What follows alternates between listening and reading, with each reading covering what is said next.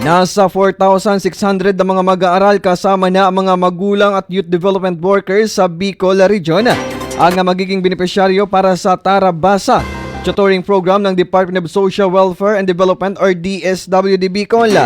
Ang Tara Basa program ay isang inisyatiba na naglalayo magbigay ng suporta sa pagbasa at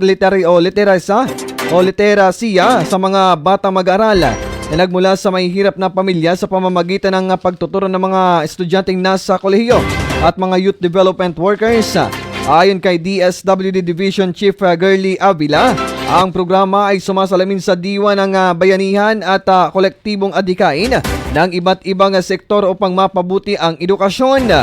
Samantala, sa pamamagitan ng pagtutulungan ng gobyerno, ang akademya at komunidad na mas gawing mas inklusibo at accessible ang education para sa mga kabataan